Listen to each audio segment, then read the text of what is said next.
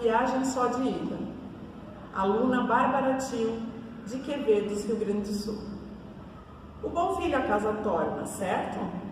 Baseada na realidade do município de Quevedos, é possível afirmar o contrário. De alguns anos para cá, tem-se notado certa anormalidade quando se trata da percentagem de faixa etária jovem municipal.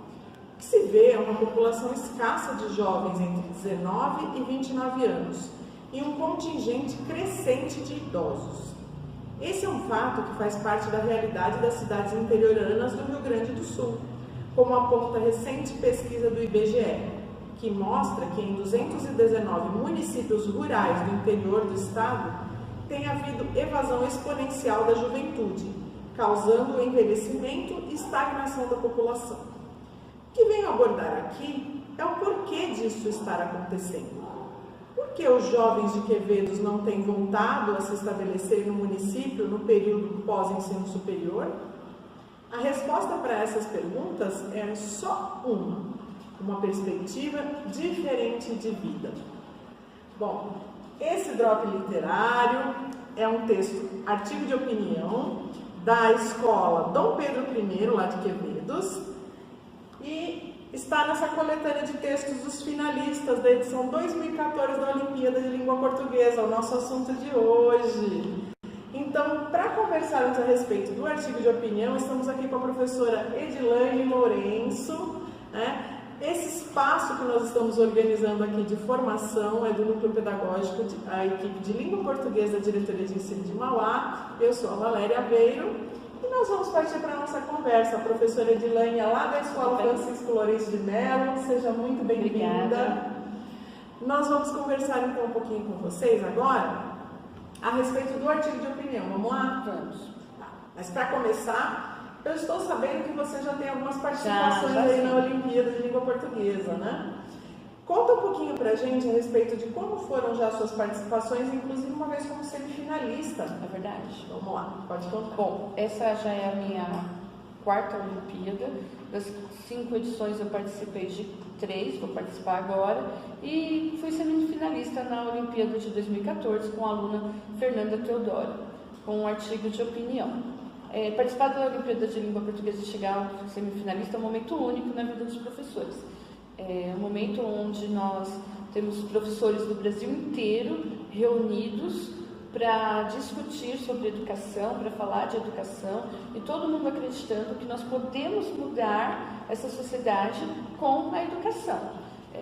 Durante os dias que nós ficamos hospedados no hotel, tivemos oficinas, debates, sarau, e como todo professor junto, muitas risadas e comida boa. Ai, que delícia, juntando o útil ao agradável.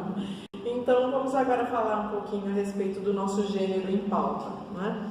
Sabemos que o tema da Olimpíada é o lugar onde vivo.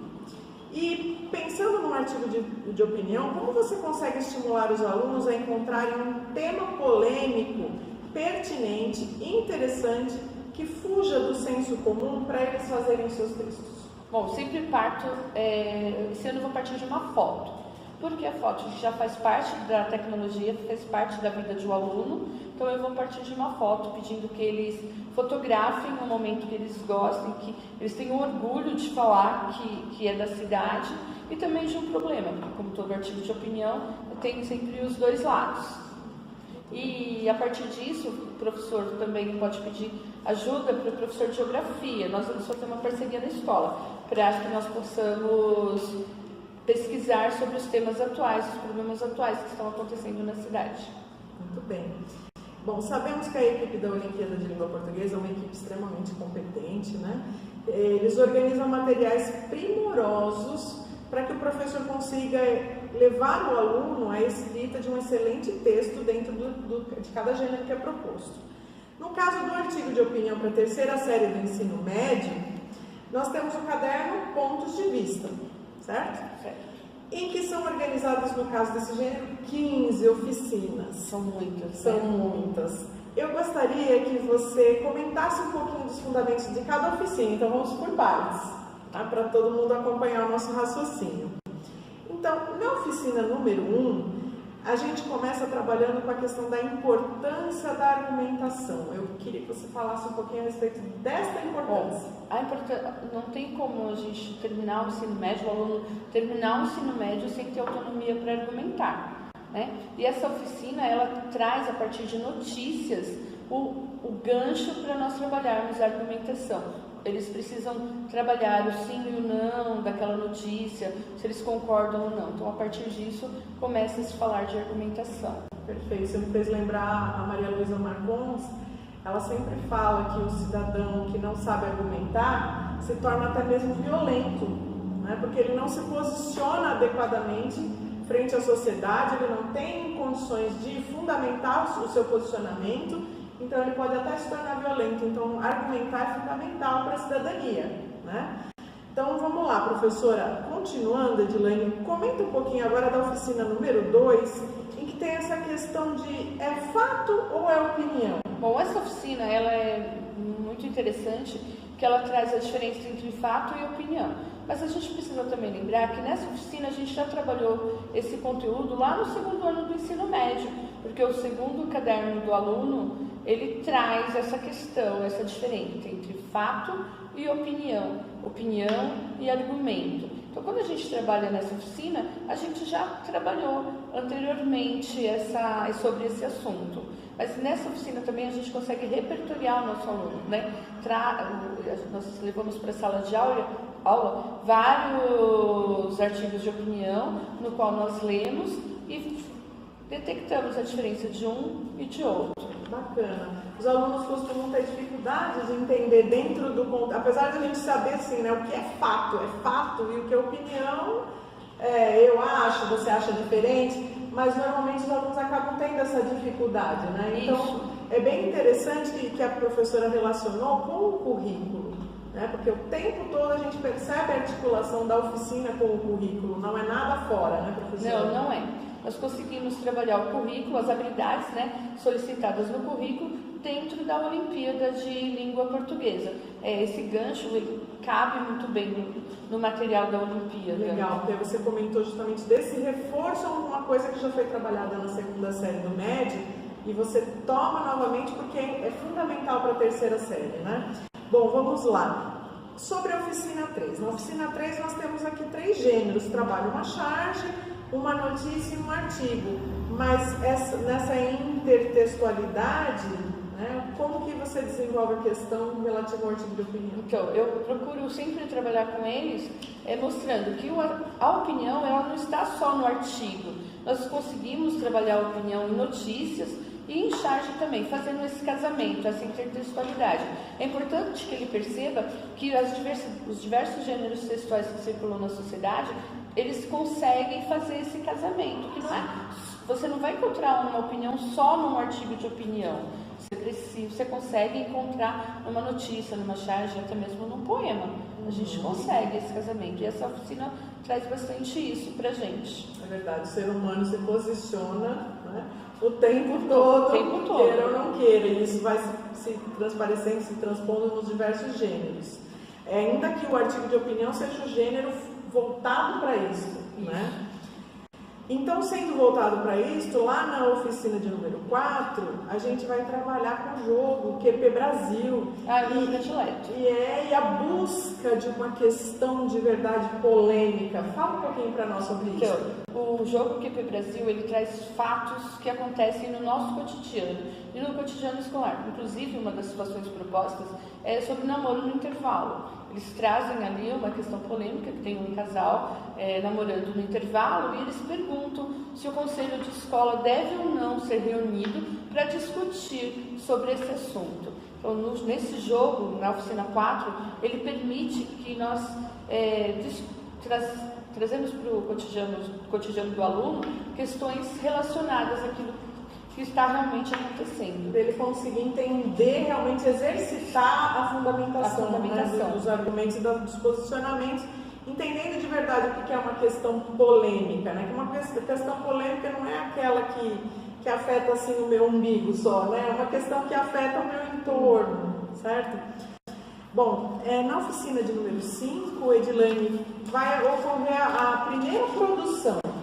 Ó, a primeira produção acho que é a mais difícil, né? Eles ali têm toda uma insegurança, eles às vezes não sabem como começar o texto, porque não é que não sabem, a insegurança faz parte desse momento, né? Do primeiro texto. Então, é até uma questão de fazer um diagnóstico, não é? Isso. E é importante esse momento da oficina 5, se o aluno for semifinalista...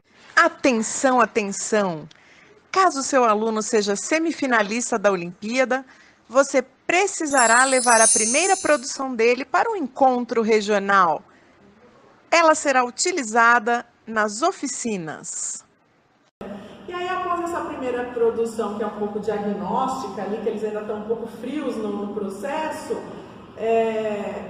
a gente tem uma oficina seguinte, repertoriando. Então, fala um pouquinho de como que isso se dá. Ela nos repertoria através do gênero artigo de opinião, mostrando a estrutura do texto, né? Ele começa a dar um esboço como nós vamos estruturar o nosso texto, que é um gancho para a nossa próxima oficina.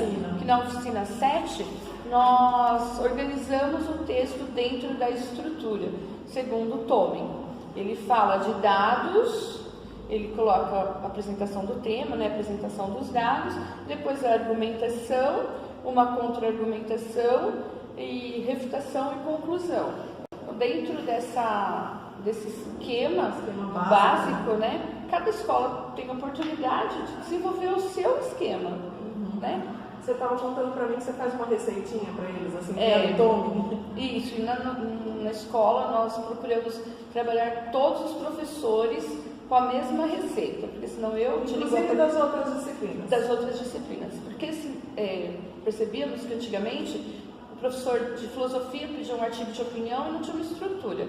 De sociologia pedia um artigo de opinião e não tinha uma estrutura. Então nós criamos uma receita na nossa escola. Então todos os professores seguem a mesma receita. Aí, bacana, hein, pessoal, essa dica. Receitinha de gênero para todo mundo. Pra todo mundo. Só o de língua portuguesa é aquele que, né? E os alunos, quando eles sabem o que nós queremos deles, eles nos devolvem do mesmo jeito, né? Com um objetivo.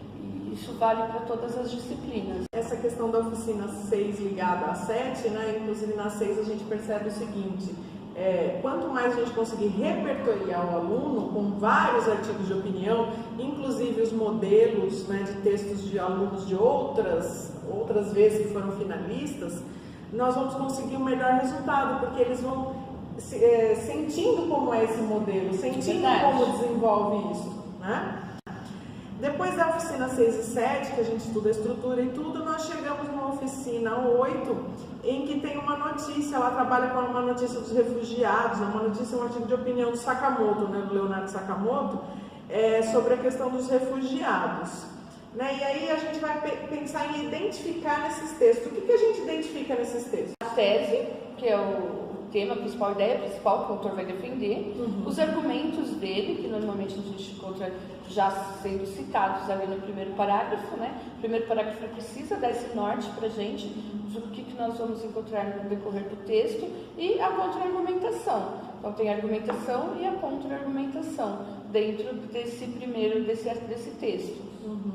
E depois é interessante também que, como o material da Olimpíada vem com a coletânea de textos, né, já vem alguns textos muito bons pré-selecionados e com toda a indicação para o professor, né? Isso vem mesmo. tudo grifado, já onde você encontra cada parte do texto, da estrutura, para o professor assim, ficar muito tranquilo em relação ao ensino para os alunos, né? Não ter dúvidas. E aí, na questão da oficina 9, nós vamos trabalhar com os tipos de argumentos. Nossa, essa é a minha parte predileta para trabalhar. Conta para mim da dificuldade dos alunos, como você faz? Eu trabalho com eles, primeiro eu conceituo, muitas vezes eu dou cada um dos tipos de argumento e depois eu jogo. Eu vou lá para o QP Brasil, para ver se eles realmente aprenderam quais são os tipos de argumento. Mas o que é muito interessante é eles conhecerem argumento de autoridade, argumento de evidência, exemplificação, eles saberem do que nós estamos falando, né? Quando eles vão argumentar, que colocam um especialista no texto dele, ele está validando o seu pensamento, a sua ideia, então isso é muito importante. Então, os tipos de argumento, para mim, é uma das partes primordiais, eles precisam conhecer, inclusive eu achava um pouco de falta quando os alunos chegavam no ensino médio, de conhecerem esses tipos de argumento.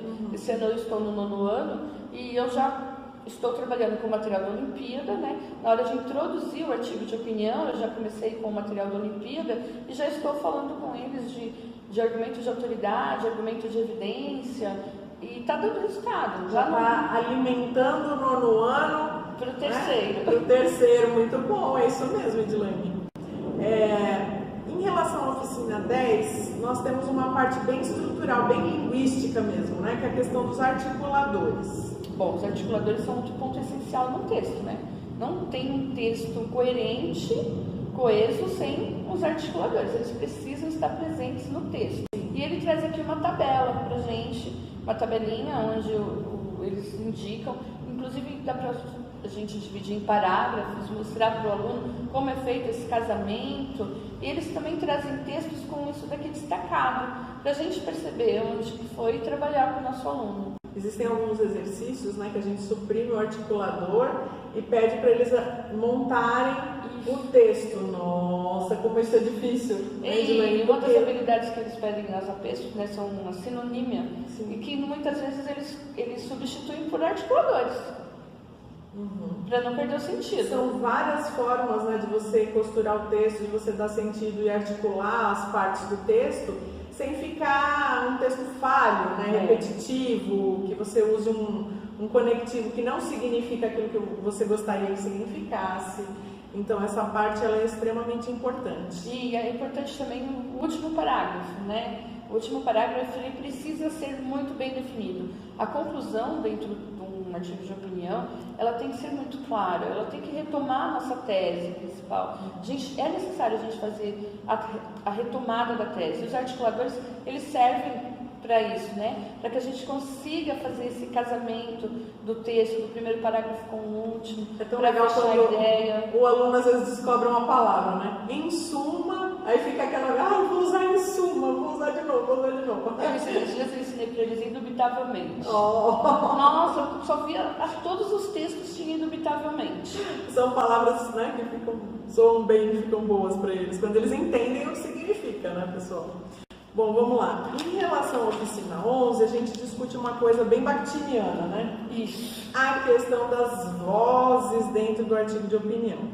Fala um pouquinho para nós a respeito de como que os alunos entendem que dentro do artigo de opinião, que apesar de ser a opinião deles, você precisa ter várias vozes. Então, eu acho que essa parte é uma parte complicada, porque muitas vezes eles acham que a outra voz seria uma opinião contrária, algo ruim, e não é, na realidade. É só alguém que pensa diferente de você, né? E é importante você colocar outra voz dentro do texto, para saber que você não é único, senão não era polêmica, senão não era artigo de opinião. Exatamente. Né? Se existisse só uma opinião, não precisava fazer o texto. Então, trabalhar essa voz contrária, utilizar o conectivo por outro lado, em contrapartida, mostrar que realmente existem outras opiniões dentro do texto é muito importante. Aí depois a gente constitui em cima disso a refutação. A refutação. Né? Que é um degrau, uma etapa bem importante do texto também. Na oficina 12, nós vamos ter a pesquisa. Por que nessa altura do campeonato o aluno vai pesquisar? O que ele vai pesquisar agora? Ele precisa pesquisar argumentos para colocar no seu texto. Ele precisa buscar autores que validem a sua opinião, que validem aquilo que ele já colocou. Nós já pesquisamos lá atrás sobre o espaço. E agora ele precisa validar os seus argumentos. Então ele vai fazer uma pesquisa em cima da opinião que ele criou para validar os seus argumentos. Está quase na hora de colocar em prática tudo aqui, todas as outras oficinas. Os conhecimentos, né? E ele vai também pensar nesse momento, mais profundamente, acho que a respeito do tema, né? Eleger a questão polêmica, né? O que é a polêmica do nosso texto? Então, sobre o que eu quero mostrar? Que de verdade do lugar onde eu vivo agora eu vou mostrar. E o que é importante falar é que nessas pesquisas, quando eu fui para a Olimpíada, o Heron, um professor da PUC, ele trouxe pra gente que a gente não pode... É o Egon Rangel. Ele trouxe para nós que nós não podemos ficar no macro, nós precisamos partir do micro para o macro, precisamos sair do pequeno para o grande. Então, o assunto que nós tratarmos dentro do nosso texto, ele pode ser tratado num texto em qualquer parte do Brasil. É isso que é importante, fazer do micro para o macro e não do macro para o micro. É importante porque você, nesse movimento, você identifica essa sua questãozinha, entre aspas, polêmica aqui da minha vila, aqui do meu entorno, ela pode ser significativa para o país todo, né? Então é bem legal. Aí nós vamos chegar aqui no momento de oficina 13 com a revisão do artigo e até mesmo é solicitado que faça coletivamente uma reescrita. Como que vocês trabalham isso? Eu sei que esse movimento é difícil, né? É difícil. Primeiro eu acho que o aluno tem que permitir, né, que a gente exponha o texto dele, né? Sim. Então, eu fiz isso umas semanas anteriores aí com o pessoal do terceiro ano de ensino médio, peguei um texto de um aluno que não era nosso, coloquei na lousa e nós fizemos a reescrita coletiva desse texto. Ele permitiu, e essa parte é muito bacana, porque os alunos conseguem aplicar ali todo o conhecimento, todos os que eles já vieram aprendendo no decorrer dos anos, não é nem só do terceiro, né? Porque a gente reescrita como um todo, como né? um todo, fala de artigo de opinião desde o nono. Até ortografia, tudo. E eles vão olhando aquele texto e cada um dando uma opinião e o texto sai muito bacana. Então a reescrita coletiva eu acho muito importante. É esse momento de modelizar aquilo, porque muitas vezes a gente faz uma anotação para o aluno no texto, devolve e fala, tá ruim, refaz. E ele fica assim, né? Refaço o quê? Como? Então você modeliza para os alunos o que é o refazer, né? Então eu acho super importante, apesar de difícil, esse movimento, né? E na nossa oficina 14, finalmente, ufa, vamos chegar na produção individual. Produção individual. Eu acho que essa é a melhor parte, mas não vão pensando que é o último texto, né? Porque ainda não é, né? Esse daqui é o que você vai conseguir escrever inteiro, com tudo aquilo que você já aprendeu. Mas depois vai ter outras revisões, vem os critérios. Você põe os bilhetinhos de orientadores, eles vão revendo, reescrevendo, às vezes mais de uma vez o mesmo parágrafo. E se não tiver um prazo para entrega, eles não param de reescrever nunca mais. Nunca mais. Porque a gente sempre vê uma coisinha que pode ser melhorada. Bom, somos nós, né? Cada vez que vamos escrever um texto, quantas vezes? Né? Todos nós. Isso aí é normal. E aí é bom que o aluno tenha essa experiência de vida também, né? Em relação à oficina 15, que nós vamos pensar que são formadas bancas na escola, mas a gente tem a questão da publicação, né? O aluno sentir que o seu texto vai ele para outra instância ou não, em termos de Olimpíada, como que esse texto vai ser valorizado? Como você faz isso? Só retomando banca, eu acho que banca é muito importante. Sim. Eu costumo propor para os nossos professores, que eu não sou única de língua portuguesa na escola, nós mandarmos os textos sem nome. Né? Porque muitas vezes o nome do aluno já tem um peso na hora de analisar o texto. Isso é legal, porque né? internamente você já conhece o aluno, acaba tendo uma tendência, né? Isso não é. Então, não pode quando acontecer. eu levo os textos dos meus alunos, os que eu escolhi, os que vão para a banca, eles já vão sem nome, porque ali é só o texto. Não tem o ser humano. Não por tem trás. o ser humano por trás. Ficou no caderno, ficou no rascunho o nome, eles passam. Muitas vezes eu peço até para não passar o texto do outro, para não reconhecer nem a letra. Porque pode parecer que não, mas influencia na hora de nós escolhermos os textos. Às vezes a gente lê com um olhinho de paixão ali por aquele aluno que é mais... E outra, eu acho que também alguém que faça parte da banca, seria legal fazer um curso online, para saber quais são os critérios. Super né? importante. O que eles querem, o que eles vão precisar olhar, né? Aí uma dica que a professora Edilene está dando para os professores coordenadores também, né? Se a escola está inscrita na Olimpíada, que eu espero que todas estejam até o final, até 30 de abril, o coordenador também tem que fazer esse trabalho, né? Com a grade de critérios, estimular os professores que vão participar da banca a fazer o curso. Pelo menos se um e depois os outros vão repassando, mas pelo menos um é necessário. Acho que tem o curso que faz parte do programa da Olimpíada de Língua Portuguesa. Bacana, é uma coisa rápida, é só para a gente entender mesmo como que funciona a correção dos textos, né? Para selecionar um que de fato represente a escola. E retomando, eu conversei com os alunos já sobre isso, eles querem publicar no Instagram. Né? Então, os meus alunos, essa escolha. Nós optamos por publicar no Instagram. Cada um vai publicar, eles vão criar uma página, e vamos publicar no Instagram esses textos. E aí, como que o seu aluno vai querer publicar, professor? Escuta com eles, né? Acho que essa coisa de você trabalhar, discutir com os alunos também é muito importante, para não ser tudo só imposição, eles participarem do processo, né? E por fim, nós vamos conversar um pouquinho, eu gostaria que você falasse sobre uma questão que assombra os professores, a gestão do tempo. Nós acabamos de falar que temos 15 oficinas para realizar. Só que você também comentou assim que você já trabalha articulado com o currículo, porque está totalmente dentro do currículo, né? E tem como pular oficinas? É interessante pular alguma coisa? O que você diria? Então, eu acredito que não pular, mas tem algumas oficinas que a gente não vai precisar fazer na íntegra. Por exemplo, nós trabalhamos notícia no primeiro ano do ensino médio. Então, a oficina que vai repertoriar com notícias, mostrar essa conexão, nós já trabalhamos no primeiro ano do ensino médio, né?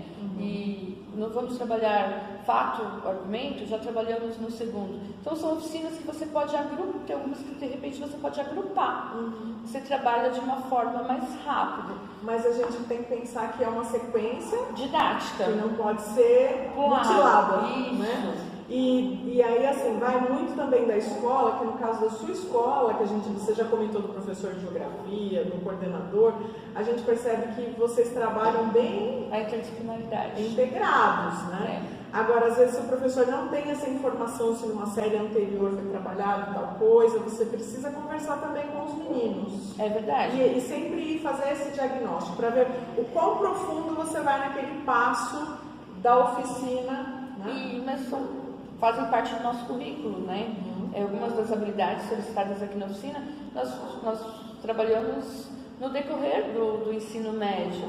Então, às vezes fica mais fácil de você ir adaptando. Agora fala pra mim, você incentiva os seus colegas a participarem? Sim, lá na escola eu estou fazendo campanha. Né?